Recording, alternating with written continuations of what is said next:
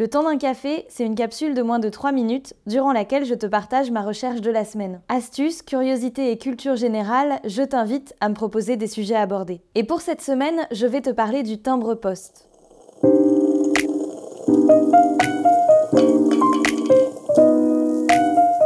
Le premier timbre voit le jour le 6 mai 1840 en Angleterre. Avant ça, le coût de l'expédition devait être réglé par la personne recevant la lettre. Pour éviter de payer, on faisait passer les messages par des codes sur la partie visible de l'enveloppe. Ainsi, à réception de la lettre, nul besoin de l'ouvrir, un rapide coup d'œil suffisait avant de la refuser. Sir Rowland Hill, directeur des postes anglaises en 1840, a donc l'idée de faire payer la taxe de transport à l'expéditrice ou l'expéditeur par une petite vignette à l'effigie de la reine Victoria. En France, le timbre est mis en circulation le 1er janvier 1849 suite à un décret-loi signé en 1848, qui stipule la mise en place d'un tarif proportionnel au poids pour l'envoi de lettres. 20 centimes jusqu'à 7,5 grammes, 40 centimes jusqu'à 15 grammes et 1 franc jusqu'à 100 grammes, sans rapport avec la distance parcourue, Corse et Algérie comprises. En 4 mois, l'administration doit donc créer 3 timbres-poste et les distribuer dans tous les bureaux. Le ministère des Finances décide de les confier à la Monnaie de Paris. Le graveur général des monnaies, Jacques Jambard,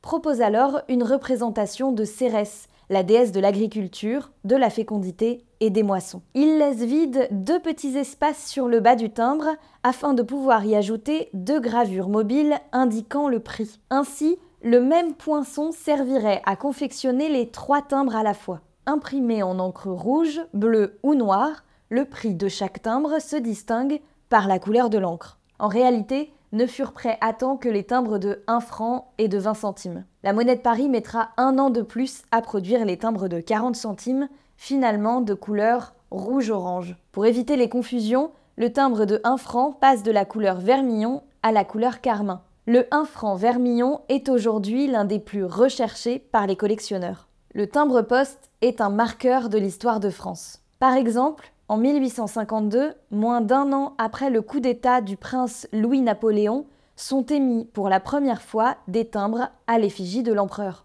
Si tu veux aller plus loin, je te laisse quelques liens en description. Comme tu le sais, l'erreur et l'omission, c'est humain.